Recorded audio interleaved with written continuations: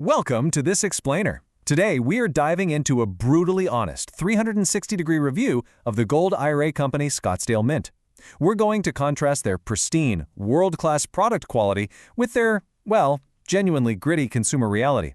And hey, just real quick, if you happen to be looking into precious metals for your retirement accounts while watching this, make sure you grab the free Gold IRA guide linked right down in the description below. It is absolutely a must-read.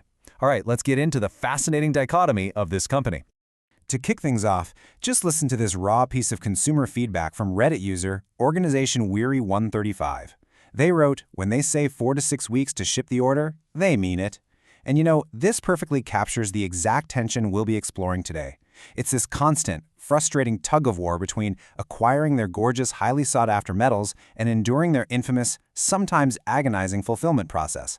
So, it raises a really crucial question for precious metal stackers and IRA investors alike. Is world-class silver actually worth a 6-week wait? Like, how do you balance top-tier product quality with widely documented customer service struggles when you're putting precious metals into your retirement accounts? And again, check out that free Gold IRA guide in the description for exactly how to do that. Reliability and peace of mind are huge. So, how does Scottsdale Mint actually stack up? Well, let's dive into it. Section 1. The Scottsdale Mint story. Founded by Josh Fair back in 2005, the company made a massive leap in 2011 by acquiring Matreon Corporation's precious metals bar manufacturing division. That pivotal move brought production fully in-house, and by 2015, they were actually minting official sovereign coins for foreign governments like the Congo and Fiji. Then, in 2016, they introduced their highly innovative Certilock technology. So this wasn't just slow or organic growth, right? It was highly strategic, rapid expansion. Moving on to Section 2. Products and innovations. That rapid evolution has resulted in some absolutely stunning investment-grade options. You have their iconic Stacker series featuring beveled interlocking edges, which literally means they stack perfectly securely in a vault. They also produce official legal tender wildlife coins, and crucially for a lot of you, they manufacture IRA-eligible bullion, including 0.999 fine silver and 0.9999 fine gold, which is absolutely perfect for those self-directed retirement accounts. A massive part of their reputation also comes from their physical security innovations, namely Certilock. They pioneered this advanced packaging tech by embedding synthetic DNA and an encrypted barcode right into the tamper-evident material. Stackers can confidently verify their metals using a free mobile app to prevent counterfeiting. It's a huge selling point, and it honestly shows they are at the absolute cutting edge of physical bullion authentication. But it is definitely not all glossy marketing. Section 3. The shipping delay reality. The stark contrast here is pretty wild. Despite the world-class manufacturing, their retail operations have faced severe fulfillment struggles. Better Business Bureau records and Reddit threads show a slew of very consistent complaints regarding extended shipping delays, well beyond that advertised 4 to 6 week window. Customers are waiting months for products they have already fully paid for, basically leaving them feeling like those boxes are just gathering dust in a warehouse somewhere. And the communication gap, it's just as frustrating. Look at this BBB report. One buyer struggled to get updates, noting they were routed to an offshore third-party answering service that couldn't even provide tracking details. I mean, think about it. When your money is locked up in volatile precious metals, being stuck with a third-party service that can't actually locate your package is pretty much a nightmare scenario for an investor. The issue actually became so pronounced during retail demand surges that Scottsdale Mint's CEO issued a direct apology video on Facebook.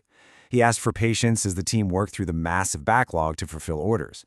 And you know, while that transparency is definitely appreciated by some, it really underscores a severe, systemic issue with their direct-to-consumer pipeline during busy markets.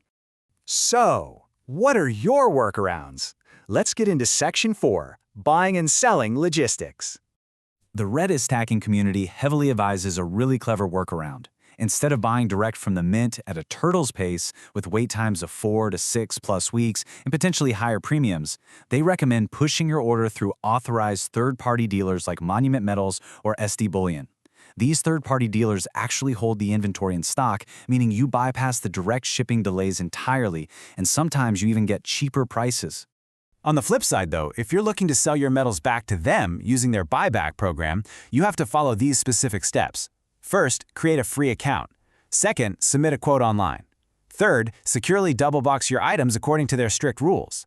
But the real catch is step 4. You have to make a mandatory phone call to finalize the trade. Because precious metals markets fluctuate constantly, they absolutely will not lock in your email quote until you actually speak to a real person.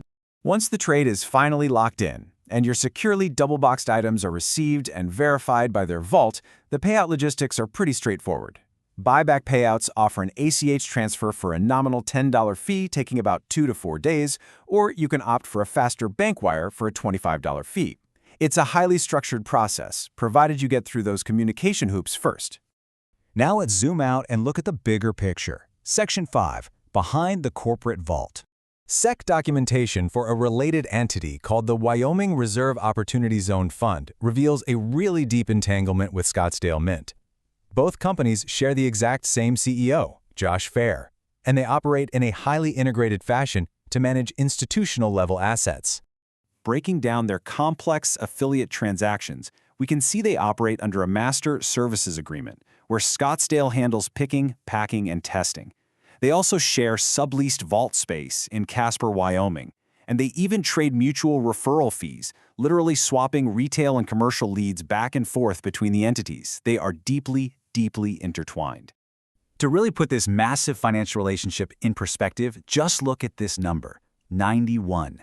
According to the financial filings, Scottsdale Mint represents 91% of the net sales for the Wyoming Reserve. This highlights the absolute massive commercial and institutional volume happening behind the scenes, which is far, far removed from the everyday retail buyer who's just waiting on a few silver rounds. Their attention is split between these massive institutional operations and retail consumers. Ultimately, all of this leaves us with a provocative final thought and a crucial question for anyone navigating the precious metals space. Can a mint that expertly manages billions in commercial assets and drives world-class innovation ever truly perfect its everyday retail customer experience? It is the ultimate two-sided coin. Thank you so much for joining this explainer, and remember, if you want to learn more about securely adding physical metals to your retirement, go grab that free Gold IRA guide in the description right now.